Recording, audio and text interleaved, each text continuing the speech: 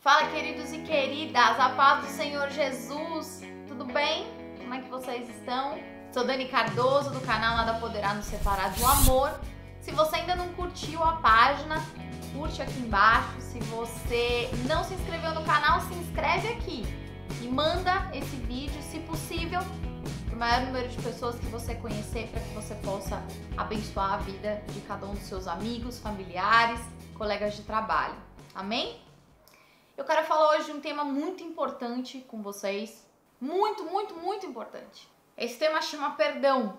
E eu quero falar de uma parábola da Bíblia que está lá em Mateus, capítulo 18, versículo 23 ao 35. Consegue abrir comigo? Vamos lá? Essa parábola ela vai falar de um servo que não perdoou. E eu quero ler junto com você ela. Versículo 23. Por isso o reino dos céus é semelhante a um rei que resolveu ajustar contas com seus servos. E passando a fazê-lo, trouxeram-lhe um que lhe devia 10.000 talentos. Não tendo ele, porém, com que pagar, ordenou o Senhor que fosse vendido ele, a mulher e os filhos e tudo quanto possuía, que a dívida fosse paga. Então o servo, prostrando-se reverente, rogou: sê paciente comigo, e tudo eu lhe pagarei. Versículo 27. E o senhor daquele servo, compadecendo-se, mandou-o embora e perdoou-lhe a dívida. Saindo, porém, aquele servo encontrou um dos seus conservos que lhe devia 100 denários. E agarrando-o, sufocava, dizendo: pague-me o que deves. Então o seu conservo, caindo-lhe aos pés, lhe implorava: sê paciente comigo e eu te pagarei. Ele, entretanto, não quis. Você está entendendo essa história? Um rei perdoa um servo que, no caminho, saindo desse perdão que ele obteve, ele não perdoa o seu conservo. Um rei perdoa um servo de uma patente inferior que não perdoa o seu conservo que estava ali junto com ele. Vamos continuar lendo? Versículo 30. Ele, entretanto, não quis. Antes, indo-se, o lançou na prisão até que saudasse a dívida. Vendo seus companheiros o que se passava, entristeceram-se muito e foram relatar ao Senhor tudo o que lhe acontecera. Então o Senhor, chamando-lhe, lhe disse: servo malvado, eu perdoei-te aquela dívida toda porque me suplicaste. Não devias tu igualmente compadecer-te do teu conservo, como também eu me compadeci de ti? E indignando-se o seu servo, entregou aos verdugos até que lhe pagasse toda a dívida. Assim também meu Pai Celeste vos fará, se do íntimo não perdoardes cada um ao seu irmão. Eu quero que você primeiro entenda que essa parábola está dizendo que ela é comparada ao reino dos céus. Então, se você quer entender o reino dos céus, fica ligado nessa parábola, vamos entender o que ela está falando aqui pra gente, amém? 3 coisas que eu quero que você entenda antes da gente adentrar nos versículos. Primeiro, o rei é uma representação de Deus. Segundo, o servo é uma representação minha e sua. Terceiro, o conservo é uma representação do seu próximo e do meu próximo. O conservo é uma representação do seu marido, é uma representação do seu irmão, é uma representação do seu irmão da igreja, ou do seu irmão de sangue, ou de um familiar seu, ou de alguma pessoa de dentro do seu próprio trabalho. Esse é o meu e o seu conservo. Amém? Grava essas 3 figuras aí. Um rei, um servo e um conservo. Agora vamos entender essa conta aí dos versículos 23 e 24. Um talento são 6.000 denários.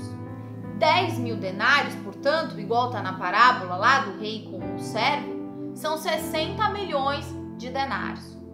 Um denário era equivalente a um dia de trabalho. Então a gente está falando aqui de uma dívida de um rei para um servo de 60 milhões de dias de trabalho.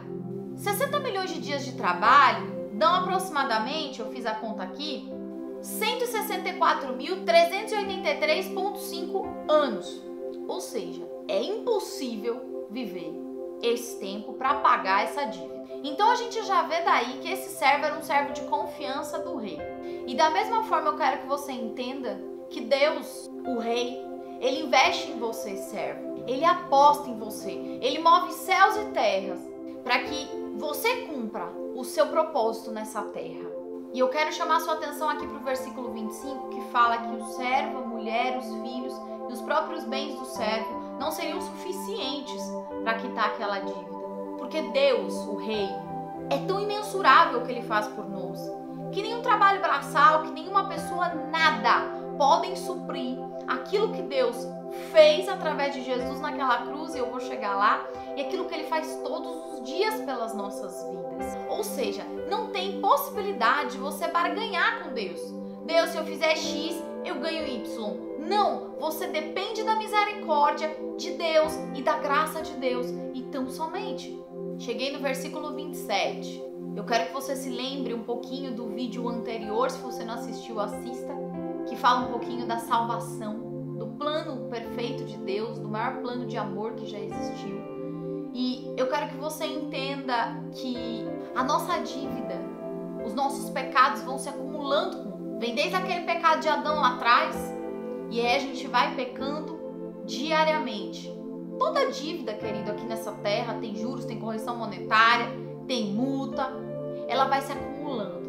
Mas através de um ato, quando você aceita Jesus na sua vida como seu Senhor e seu Salvador, nesse momento, toda dívida, juros, correção monetária, todo empréstimo, todo pecado, ele é completamente anulado naquele momento, quando você aceita Jesus sobre a sua história.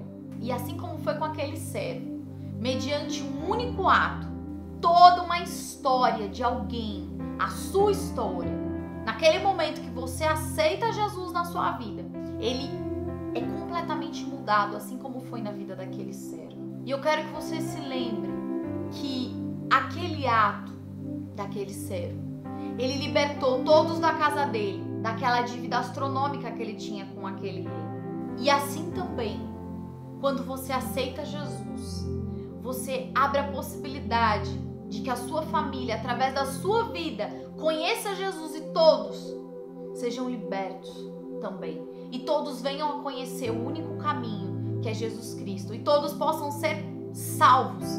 Lembre-se de Paulo e aquele carcereiro, que aquele carcereiro é salvo e ele é um anunciador de graça para que a sua família seja salva também. Então, a partir do momento em que você aceita Jesus na sua história, a sua dívida, assim como a dívida daquele servo, ela é totalmente paga.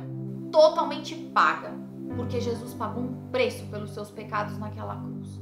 Todo e qualquer dívida que você tinha, todo pecado, ele é perdoado nesse momento. E no versículo 28, a gente vê um conservo com um servo.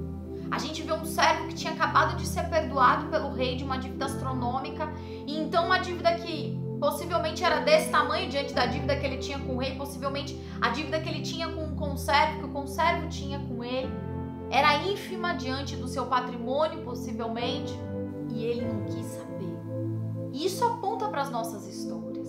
Deus manda o seu filho Jesus morrer numa cruz para perdoar todos os meus e os seus pecados. E na hora que surge uma intriga desse tamanho, que alguém fala mal de você, que alguém faz um diz-que-me-diz-que sobre a sua vida, que alguma coisa afeta você, machuca você por dentro, você é o primeiro a não perdoar.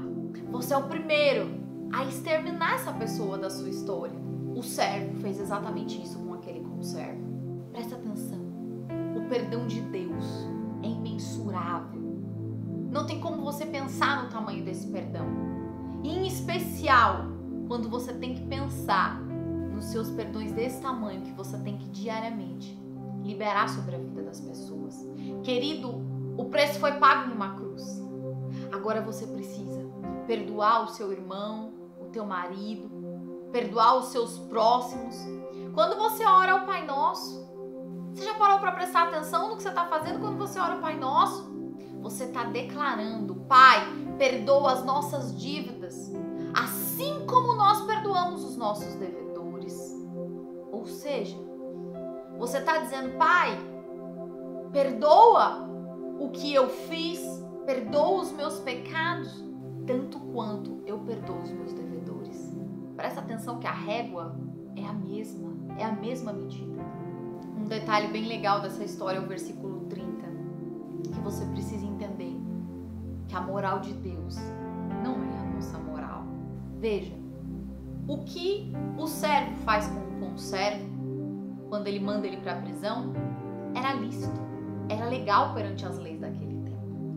Agora a gente precisa entender que nem tudo que aqui na terra é legal atende à moral de um Deus que é misericordioso, longânimo, que é tardio em irar-se, que é paciente, que é bondoso, que é 3 vezes santo.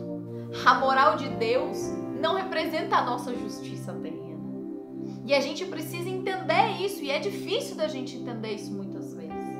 Mas nós temos que abrir os nossos olhos e olhar com os olhos de Deus, com olhos de compaixão, com olhos de misericórdia para o nosso próximo. E não levantar o dedo e acusar em público aquele que pecou. Se o teu irmão pecou, se aconteceu alguma coisa com ele, chame ele de canto, converse com ele ali no canto, exorte-o ali no canto.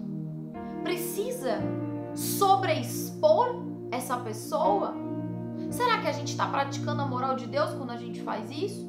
Quando a gente expõe alguém, por exemplo, mas ele pecou. Pois é, mas será que esse é o Deus? Será que Deus ele faria isso? Será que esse é o Deus que a gente serve? É o Deus que gosta de expor as pessoas? Não. Ele é um Deus justo, mas ele é um Deus compassivo. Ele é um Deus de compaixão e de misericórdia. E nós precisamos ter o caráter dele. O versículo 31 mostra pessoas insatisfeitas com uma determinada posição de alguém. Então elas levam isso e fazem uma queixa.